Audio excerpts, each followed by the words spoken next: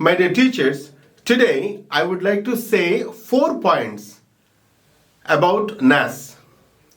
First of all, let me explain what is NAS, why NAS is conducted, what type of questions will come, who takes NAS test. These 4 points I would like to explain. ఈవేళ NAS గురించి 4 పాయింట్లు నేను చెప్పాలనుకుంటున్నాను. మొదటిది ఏంటంటే NAS అంటే ఏంటి, NASను ఎందుకు కండక్ట్ చేస్తారు, NAS యొక్క ప్రశ్నావళి ఏ విధంగా ఉంటుంది, NAS ప్రశ్నాపత్రాలను ఎవరెవరు వ్రాయవలసి ఉంటుంది. ఈ 4 పాయింట్లు ఇవాళ చెప్పాలనుకుంటున్నాను. First one, what is meant by NAS? The expansion of NAS is national achievement survey.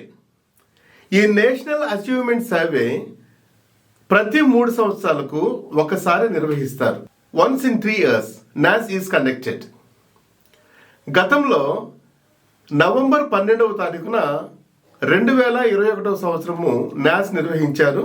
గతంలో 3వ తరగతి, 5వ తరగతి, 8వ తరగతి, 10వ తరగతి యొక్క లెర్నింగ్ అవుట్కమ్స్ పైన క్వశ్చన్స్ రావడం జరిగింది.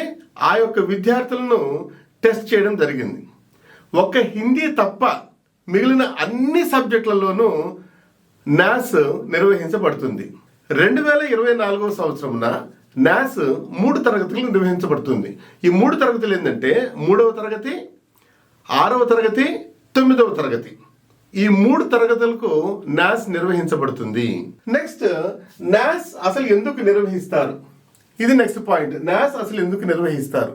NAS జిల్లా స్థాయిలోను, రాష్ట్ర స్థాయిలోను, జాతీయ స్థాయిలోను జరుగుతుంది. అంటే జిల్లా ఒక ప్రాథమిక యూనిట్గా తీసుకొని ఈ యొక్క సర్వేని కండక్ట్ చేస్తారనమాట. ఇది అత్యంత పెద్ద సర్వే. దేశమంతటా across India it is the biggest survey to be conducted by NCERT and CBSE across India. ఇక NASని ఎందుకు నిర్వహిస్తారు అంటే ఇది ఒక ఫీడ్బ్యాక్ మాత్రమే. చూడండి, దిస్ ఈస్ ఓన్లీ ఫీడ్బ్యాక్. ఈ ఫీడ్బ్యాక్ ద్వారా పిల్లల యొక్క సామర్థ్యాలను అంచనా వేసుకొని దేశంలో ఎటువంటి విద్యా ప్రణాళికలను మనం ప్రవేశపెట్టాలి అని ఒక మదింపుకు వస్తుంది NCERT. ఎటువంటి ప్లాన్స్ని మనం డిజైన్ చేయాలి, వాళ్ళకు తగిన ప్లాన్స్, ఆ సామర్థ్యాలు అలా ఉన్నాయి కాబట్టి ఆ సామర్థ్యాలకు తగినట్టుగా మనం ఏ విధంగా మనము ప్లాన్స్ని డిజైన్ చేయాలి అని ఒక అంచనాకు వస్తుంది NCERT. దాని కొరకు మాత్రమే ఈ యొక్క NASని నిర్వహిస్తారు. ఇది మనం గమనించాలి టీచర్స్గా. ఇక థర్డ్ పాయింట్ ఒకసారి చూడండి. NASలో ఏ ఏ అంశాలపై ప్రశ్నావళి ఉంటుంది? NASలో ఏ ఏ అంశాలపై ప్రశ్నావళి ఉంటుంది? ఇదివరకే మనం చెప్పుకున్నాం. 3వ తరగతి, 6వ తరగతి, 9వ తరగతి హిందీ మినహా మిగిలిన సబ్జెక్టులన్నింటిలోనూ NAS యొక్క ప్రశ్నావళి ఉంటుంది. అసలు NAS ప్రశ్నావళిని తయారు చేసేటప్పుడు వేటిని మనం బేస్గా తీసుకుంటాము అంటే ప్రతి ఒక్క సబ్జెక్టుకు లెర్నింగ్ అవుట్కమ్స్ అని చెప్పేసి NCERT వాళ్ళు ఫిక్స్ చేస్తారు. ప్రతి సబ్జెక్టుకు ఆ యొక్క లెర్నింగ్ అవుట్కమ్స్ని బేస్ చేసుకునే ఈ యొక్క ప్రశ్నావళి ఉంటుంది తప్ప వేరే విధంగా అవుట్ ఆఫ్ సిలబస్ ఎట్టి పరిస్థితుల్లో ఉండదు. The question paper is based on the learning outcomes of each and every subject.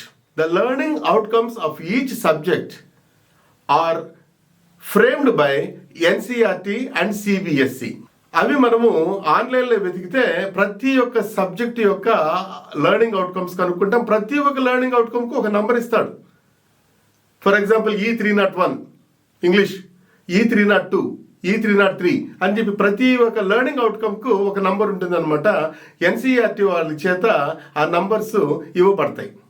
ఆ లెర్నింగ్ అవుట్కమ్స్ పైన మాత్రమే ప్రశ్నావళి ఉంటుంది. చాలా జాగ్రత్తగా మనం గమనించాలి.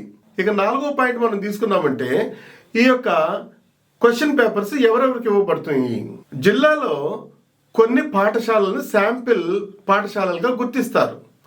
ఆ శాంపిల్ పాఠశాలల్లో మాత్రమే NAS జరుగుతుంది. ఆ శాంపిల్ పాఠశాలలో 3 రకాలైన క్వశ్చన్ పేపర్స్ వెళ్తాయి.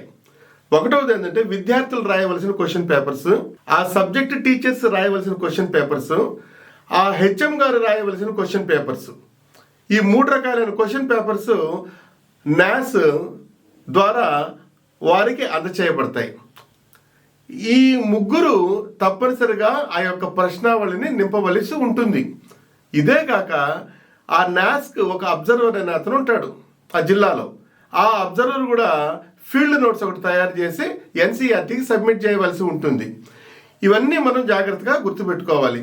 ఇది ఏ బ్రీఫ్ ఇంట్రడక్షన్ అబౌట్ నాస్. కాబట్టి ఈ 4 పాయింట్లు మీరు తెలుసుకున్నారు కదా. ఈ 4 పాయింట్లలో మనం ఏం చెప్పుకున్నామంటే నాస్ అంటే ఏంటి, నాస్ ఎందుకు నిర్వహిస్తారు, నాస్ యొక్క ప్రశ్నావళి లెర్నింగ్ అవుట్కమ్స్ ఏ విధంగా ఉంటాయి, ఆ తర్వాత క్వశ్చన్ పేపర్స్ ఎవరెవరు నింపవలసి ఉన్నది. ఈ 4 పాయింట్లను మనం తెలుసుకున్నాం డియర్ టీచర్స్.